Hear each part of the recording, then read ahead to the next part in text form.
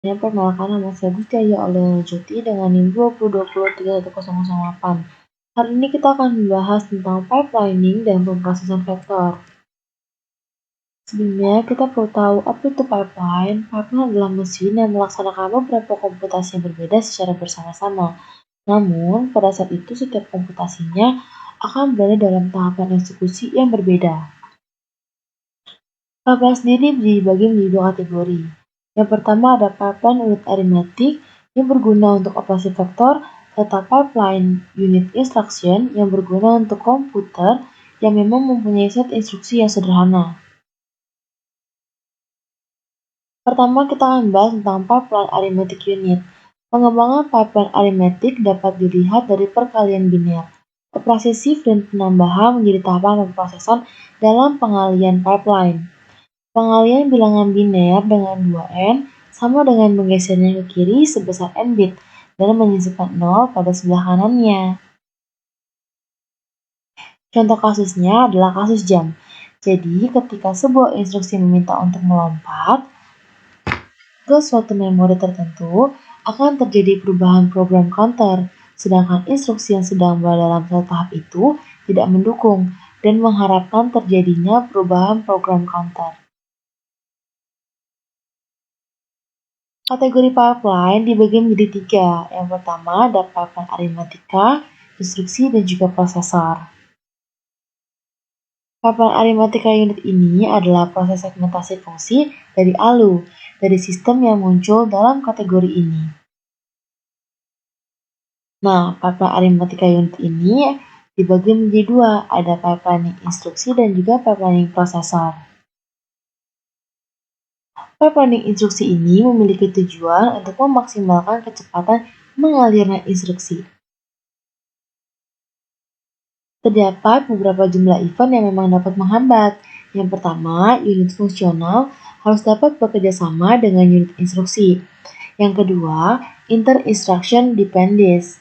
Yang ketiga, unit instruction harus secara logis menjalankan beberapa instruksi secara urut. Lalu ada pipelining prosesor.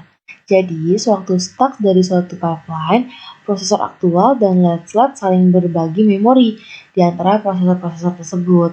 Sehingga, pipeline tersebut disebut juga dengan pipeline prosesor. Dalam pipeline ini, setiap prosesor mempunyai tugas tertentu yang akan dijalankan pada aliran data. Lalu ada pemrosesan vektor. Pemrosesan vektor adalah unit pemrosesan pusat atau CPU yang mengimplementasikan set instruksi di mana instruksinya dirancang untuk beroperasi secara efisien dan efektif pada area satu dimensi besar yang disebut juga dengan vektor. Jika dibandingkan pemrosesan vektor dengan pemrosesan skalar, pemrosesan vektor memang lebih cepat dibanding dengan pemrosesan skalar. Bisa dilihat dari berkurangnya potensi memori karena adanya akses memori yang memang lebih sedikit, dan berkurangnya pendekatan instruksi, serta tingkah lakunya bisa diramaikan. Lalu ada Reduced Instruction Set Computer. Fitur utamanya adalah General Purpose Register dalam jumlah yang amat banyak. Yang kedua, menggunakan teknologi compiler untuk mengoptimalisasikan penggunaan register. Lalu ada instruction set yang sedikit dan sederhana. Yang keempat, pendekatan umum dalam instruksi pipeline. Yang kelima, ada memimpin set eksekusi besar dan lebih banyak mode pengalamatannya. Terdapat beberapa elemen penting dalam perancangan RISC. Yang pertama, set instruksi yang terbatas dan sederhana. Kedua, register general purpose yang berjumlah banyak atau penggunaan teknologi compiler. Yang ketiga, ada penekanan pada pengoptimalan pipeline instruksi. Ada ciri-cirinya nih. Yang pertama, instruksi berukuran tunggal. Yang kedua, ukuran umumnya itu 4 byte. Dan yang ketiga, mode pengalamatannya sederhana dan biasanya jumlahnya sedikit. Dan tidak ada pengalamatan tidak langsung yang mengharuskan mengakses memori. Lalu, format instruksinya sederhana. Lalu, format instruksinya juga fix dan compile-nya cepat. Proses pipelining pada RISC. Yang pertama, terdapat berbagai macam instruksi pada register to register. Yang kedua, siklus instruksinya ini memiliki dua fase, yaitu I dan E. I ini adalah instruction fetch yang artinya pengambilan instruksi, dan yang kedua ada E, yaitu execute. Execute ini adalah melakukan operasi ALU dengan register input atau output. Yang ketiga ada operasi load atau store yang memiliki tiga fase, yaitu I, E, dan D. Yang pertama itu ada instruction fetch, yang kedua execute, yang ketiga memory atau memory ke register. Optimalisasi pipeline. Pertama, tidak akan ada efeknya sampai satu eksekusi instruksi selesai. Dan yang kedua, instruksi percabangannya akhirnya akan mengalami delay. Lalu kita akan bahas tentang pemrosesan paralel.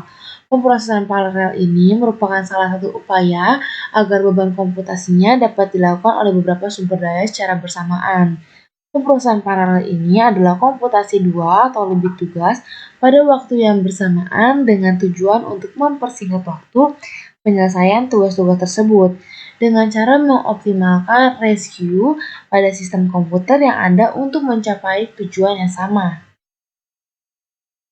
Klasifikasi pada arsitektur komputer paralel. Yang pertama ada SISD, yang kedua ada SIMD, yang ketiga ada MIST, dan terakhir ada MIMD. Pertama, SISD atau Single Instruction Stream. Multiple Data Stream merupakan suatu komputer serial konvensional di mana instruksi-instruksi dijalankan satu persatu dan sebuah instruksi tunggal berhubungan dengan paling banyak satu operasi data. SIMD atau Single Instruction Stream Multiple Data Stream. Dalam sebuah komputer SIMD, suatu instruction tunggal mengawali sejumlah besar operasi. MISD atau Multiple Instruction Stream Single Data Stream. Kelas MISD ini melaksanakan beberapa operasi instruksi secara bersamaan pada sebuah item data tunggal. Lalu yang terakhir ada MIMD, Multiple Instruction Stream Multiple Data Stream.